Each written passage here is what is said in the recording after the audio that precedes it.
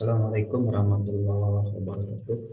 Alhamdulillah, syukurillah, wassalatu wassalamu ala rasulillah. La hawla wa la quwwata illa billah. Kita kembali membicarakan tentang air. Kemarin kita akan membicarakan topik pembahasan tempo hari tentang najis. Dan ini kita hubungkan dengan air. Artinya najis-najis yang berhubungan dengan air. Kita telah sampaikan dalam mazhab kita kebanyakan mazhab Imam Syafi'i bahwa apabila air itu kejatuhan najis, apabila air itu sedikit kurang dari 2 kula, maka air itu menjadi najis. Dan apabila itu 2 kula, tapi apabila kejatuhan najis dan tidak merubah bau rasa warnanya, maka air itu tidak menjadi najis. Ini kita sampaikan kemarin berdasarkan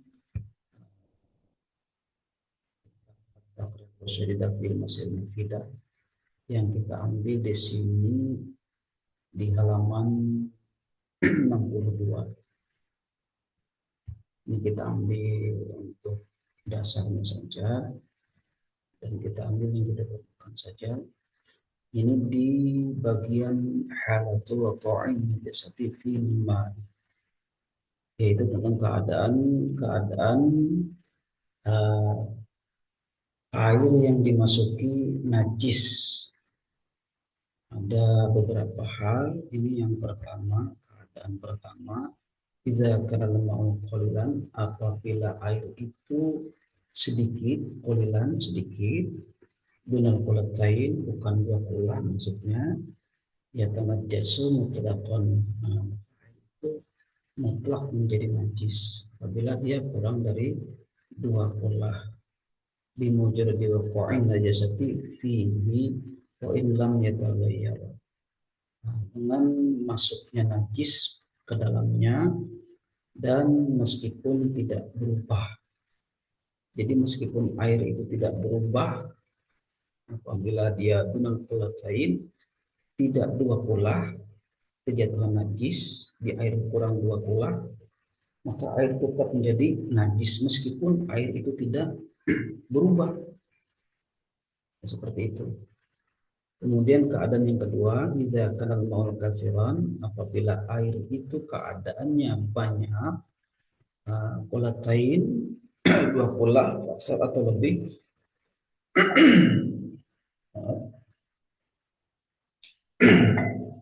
2 kula atau lebih, ya tanya jasum mutlaqan, bukan sampai sini tadi. Fala yanjusu illa iza taghayyara launuhu aw ta'amuhu aw rihuhu walau taghayyuran yasir. Jadi apabila air itu keadaannya banyak, 2 kula atau lebih, maka ya tanya jasu, fala ya tanya jasu, maka tidak menjadi najis kecuali idza taghayyara, kecuali berubah launuhu, warnanya, atau ta'amuhu, atau rasanya, atau rihuhu, atau baunya, walau taghayyuran, meskipun perubahannya itu yasir, sedikit.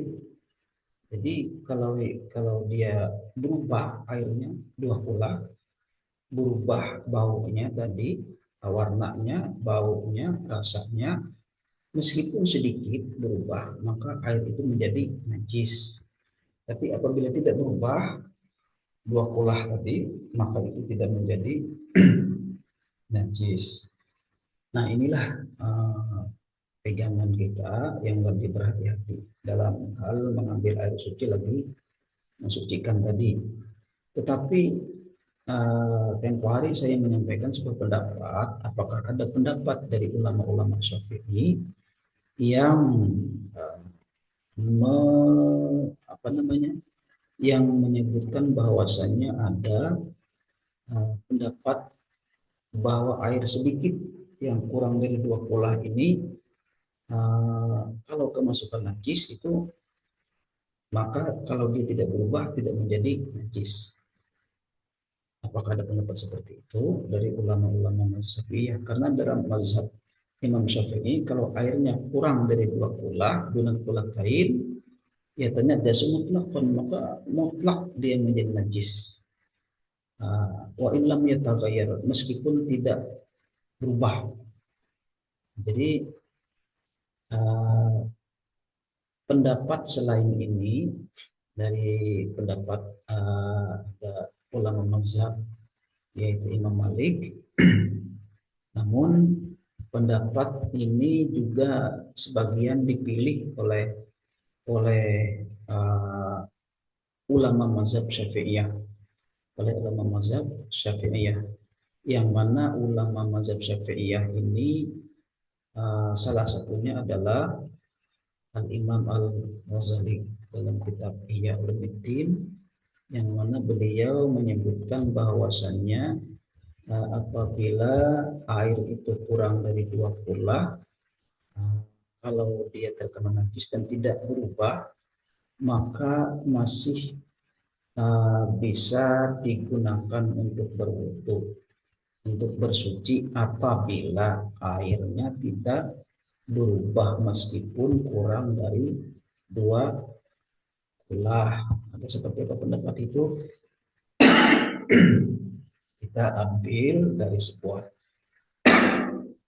kitab, ini kita ambil tadi, kita screenshot yang kita perlukan saja, karena dalam buku Berwudu Sebagian dari Iman saya ada menyebutkan pendapat tersebut dari kitab Hasyiah Syekh Al-Baijuri. Kita ambil halaman yang kita perlukan saja.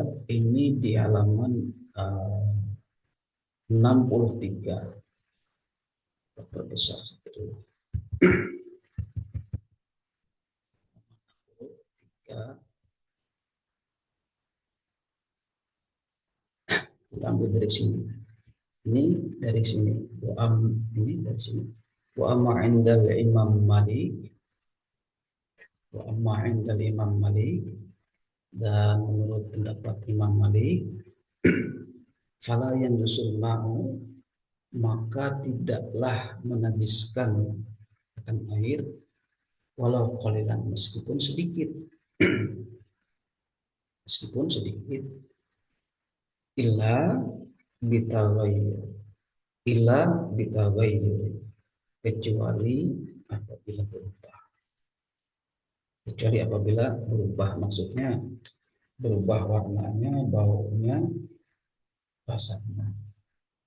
Apabila tidak berubah, maka masih disebutkan fala yang yusul ma'u, maka tidak menajiskan air itu.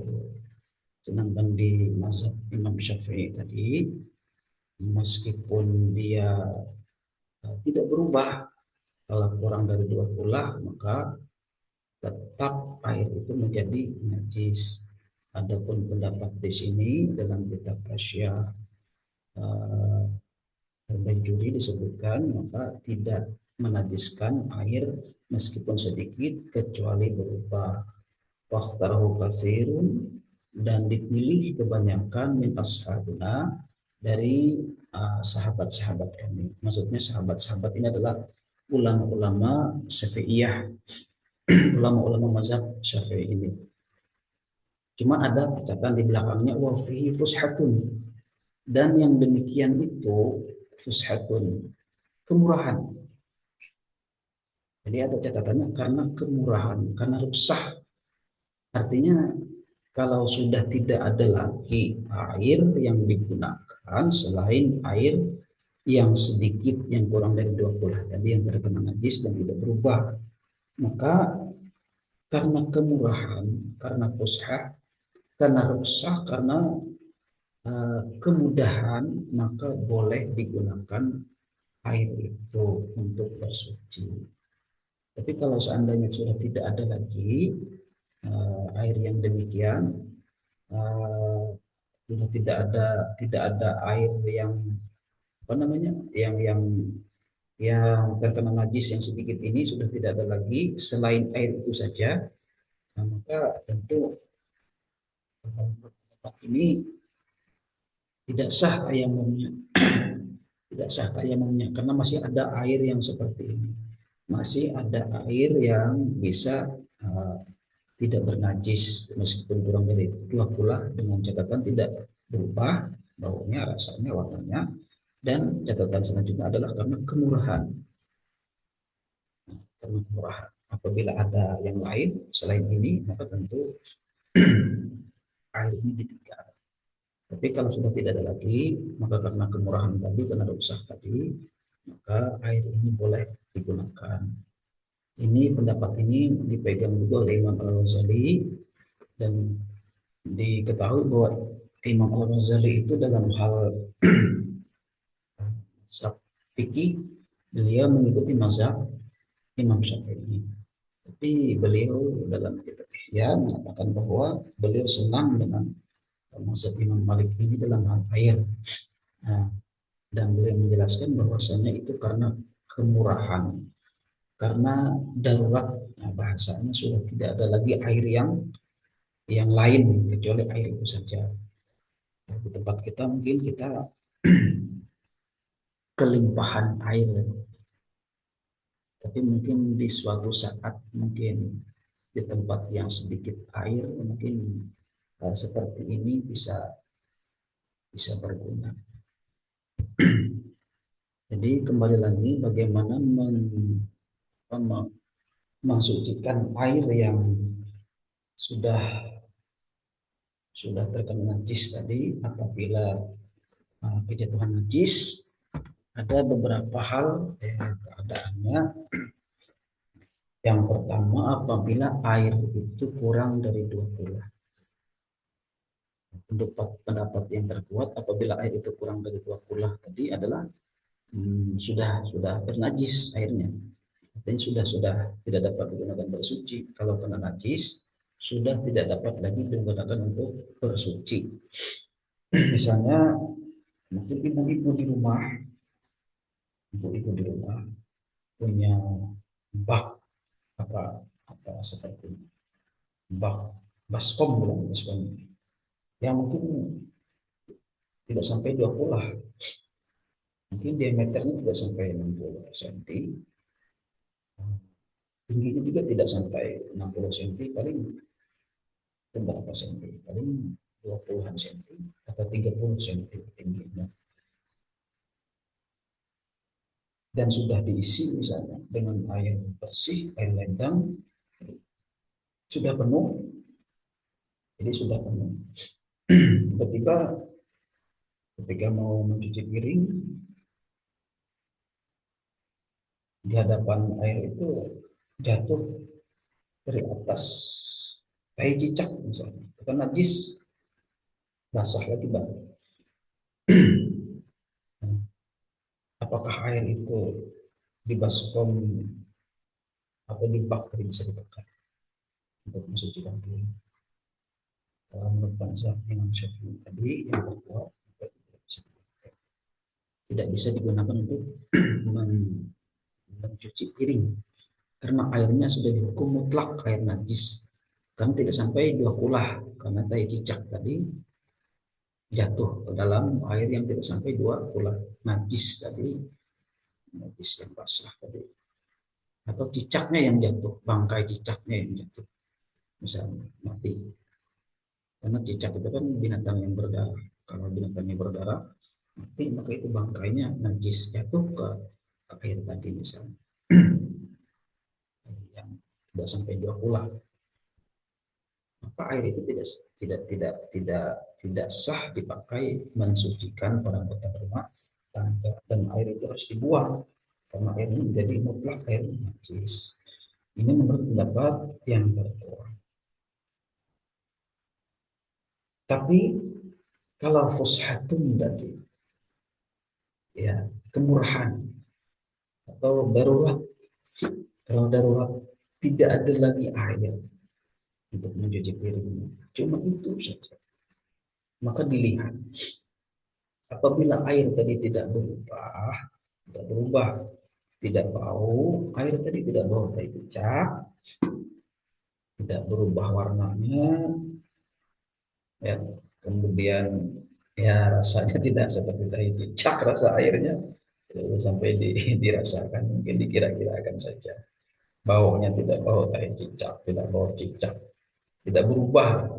Meskipun kurang 20, maka karena kemurahan, karena darurat, maka Imam Al-Ghazali dan sahabat-sahabat dari mazhab Imam Syafi'i membolehkan untuk bersuci bahkan untuk berwudu dengan catatan airnya tidak berubah, tidak bau, tidak keruh karena najis yang jatuh tadi, maka masih bisa dipakai berwudu. Dan karena darurat sudah tidak ada air yang lain, jadi pendapat itu mungkin bisa dipakai di tempat-tempat seperti hal-hal yang demikian.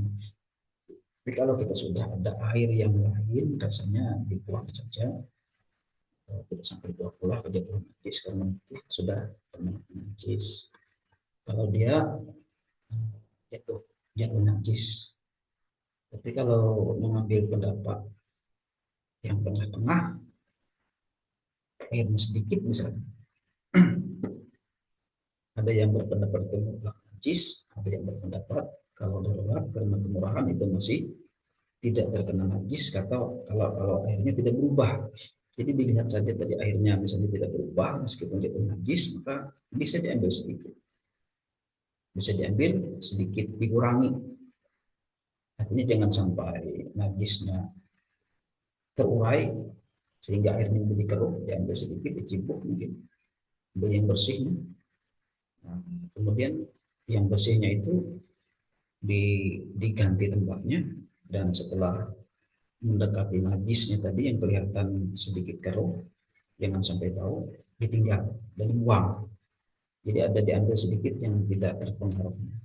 Nah, yang sedikit tadi bisa ditambah lagi, ditambah dengan air bersih. Jadi tidak banyak terbuang. Kalau mau tengah-tengah, bisa saja seperti itu. Tetapi kalau memang kita melimpah air, maka lebih baik air yang suci lagi, yang sucikan. Lebih baik air yang mutlak. Kalau keadaannya tidak darurat, tidak ada ruksah, tapi tidak ada kemurahan. Berhubungan dengan ini ada beberapa hal untuk membersihkan atau mensucikan air yang terkena najis tadi. Yang pertama, kalau tadi airnya sedikit, maka caranya seperti tadi. Kalau airnya itu kurang dari 2 kulah dan kejatuhan najis, meskipun mutlak itu menjadi air najis, menurut mazhab Imam Syafi'i, tetapi bisa disucikan air yang disebut air najis tadi dengan menambahkan air tadi menjadi 2 kulah atau lebih. Kalau tempat penampungan itu besar, karena ada kadang-kadang tempat penampungan besar tapi airnya sedikit, tidak sampai 2 kulah isinya, kejatuhan najis mungkin, tapi najisnya tidak sampai merubah bau, rasa dan warnanya, tetapi sedikit kurang 2 kulah, maka cara mensucikan air itu dengan menambahnya. Meskipun air tadi kurang dari 2 kulah tadi, kalau kejatuhan najis mutlak disebut air najis, meskipun tidak berubah. Tapi mensucikannya pertama dengan menambahkan air tadi sehingga melebihi 2 kulah. Kalau kurang dari 2 kulah maka tetap menjadi air najis. Ini pendapat yang terkuat. Keadaan yang kedua, apabila airnya itu lebih dari 2 kulah misalnya, kemudian jatuh najis, durasinya itu sedikit. Kemudian ada perubahan di sebagian air tersebut, ada perubahan, maka itu juga menjadi najis karena 2 kulah tadi menjadi najis. Maka bisa dengan dikurangi air, dikurangi, artinya dibuang. Misalnya ada 2 kulah lebih, jatuh bangkai cicak misalnya, airnya 2 kulah lebih, maka tinggal diambil saja bangkai cicaknya dengan menggunakan alat, misalnya diambil, dan mana-mana yang mendekati najis tersebut dibuang, dengan catatan setelah dibuang yang sekitaran najis itu tadi, air yang tersisa itu tadi tidak kurang dari 2 gelas. Setelah dibuang mungkin baunya hilang, kalau dia bau mungkin rasa dan warna hilang, dan sisa airnya masih 2 gelas, bukan masih suci. Jadi hal seperti itu meskipun jarang kita temui, meskipun jarang kita temui di zaman seperti ini, tapi nanti mungkin kita sampaikan apa hikmah di balik semua semua itu. Ada hikmahnya kita bikin menyampaikan itu. Maka ada ulama-ulama lain yang mengambil hakikat daripada pembagian air ini. Nah, mungkin sampai sini saja dulu tentang air yang berhubungan dengan najis ini tadi kita buat video ini dalam waktu yang singkat karena dengan harapan tidak terlalu panjang ini supaya kita tidak terlalu melebar. Jadi kita sudah menyampaikan perbedaan pendapat karena dalam fikih ini tidak lepas dari perbedaan pendapat. Tapi saya hanya menyampaikan perbedaan pendapat yang meskipun itu pendapat mazhab Imam Malik, tetapi ada ulama-ulama mazhab Syafi'i atau Syafi'iyah yang mengikuti pendapat tersebut. Jadi dengan catatan ada fushatun, ada ruksah, ada kemurahan, ada kemudahan. Nah, demikian yang bisa kita sampaikan untuk hari ini. Apabila ada pertanyaan atau komentar, silahkan ditulis di kolom komentar di bawah. Assalamualaikum warahmatullahi wabarakatuh.